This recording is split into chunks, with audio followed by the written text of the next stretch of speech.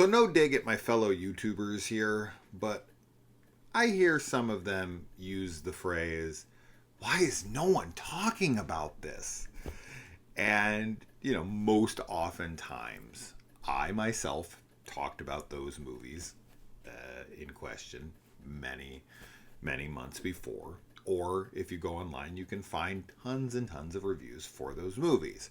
Um, then you come across a movie like A Mother's Embrace, and you go on YouTube and you search for A Mother's Embrace review, and it came up with one single review from many months ago and one short review, like a shorts video. That's why is no one talking about this. I have not heard a single person talk about this film in any Facebook group or anything online. So this is definitely, for me, justifiable to say, why is no one talking about this fucking film? So this is a Brazilian film that is a Screambox exclusive or original. I think it's original. You can get it on Hoopla, as with most Screambox films. I always just rent them off Hoopla, which is a library service. I've talked about it on here plenty of times.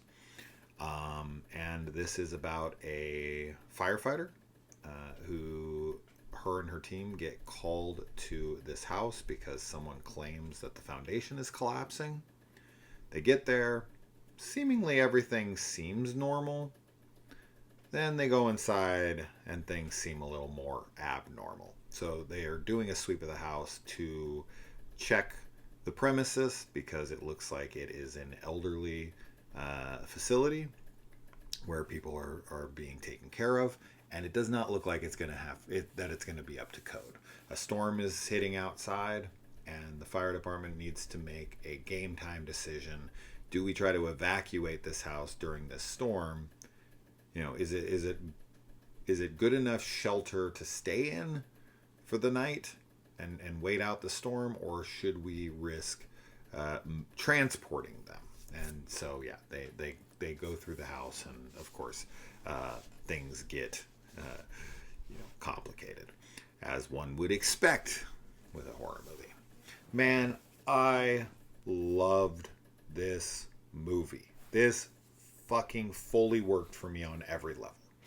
I thought this was excellent. I thought this was really atmospheric. I thought that this was super well shot. I thought this had really cool effects and visuals. I thought that this had some seriously spooky shit. I thought this had great symbolism. I think this has a lot of rich things to dissect and to think about. I think that it doesn't rely on jump scares. It builds atmospheric tension and moodiness through great visual storytelling. Yeah, I mean, this is just the type of movie that I am always looking for. These completely overlooked, typically foreign, just because I'm in the States and most people just watch films from the US, or at least films in English. And so this is always kind of ripe for the picking, right? At least where I'm at, foreign films. And I had seen this was on Screambox a while ago. This has been out for a long time. This has been out, I mean, it's 2025, but I mean, we're at the end of 2025, and I want to say this came out early 25. So I just put it off, and I'm bummed I did. And this is typically the type of film I should have known very early on that this was going to be the kind of film I would want to show Kaylee. But honestly, I'm glad I watched it without her, because I'm going to show it to her again, and we're going to do a spoiler discussion on it because I want to. Don't hold me to that. I'm pretty sure we will, but I want to show it to her again at bare minimum because I think it would make a potential list for her, and also because I think a second watch will, make me appreciate it even more. I think there's an element to it in the beginning that is fairly predictable, but I don't think it's meant to be a twist or anything. It's just a reveal later that's very obvious for me, but I don't care because the film earns it so well that I'm just like, I'm so into it. And it made sense, and the way it's applied, and how it's used for the film. I was like, cool, yeah, that works, and that adds to things. There's some really cool stuff that goes on at the end. There's some creepy fucking visuals with because it's a, yeah. I mean, I guess I'll just let the cat out of the bag here. It's cosmic horror, which is a very, very underutilized subgenre. It's one that you don't get often. And a lot of times when you do get it, especially Lovecraft specifically, they're almost always super indie, super low budget. This one didn't feel super low budget. This felt like it had a budget to it. This felt like there was a lot of care and attention put into this movie. Cool setting, this house, with a big yard and to play around in. And I really liked our lead. I really liked the surrounding characters. It was funny at first when she was going to talk to her superiors. I thought for sure she was in the military, the way everyone was talking to each other, the way things are done. I don't know if in Brazil their fire department is also their military, or if they set things up like a military. But the way it was playing, like how she came, what she was talking about, if you watch it, you'll know what I'm talking about. Like, if you saw this, did you also think that she was in some form of the military?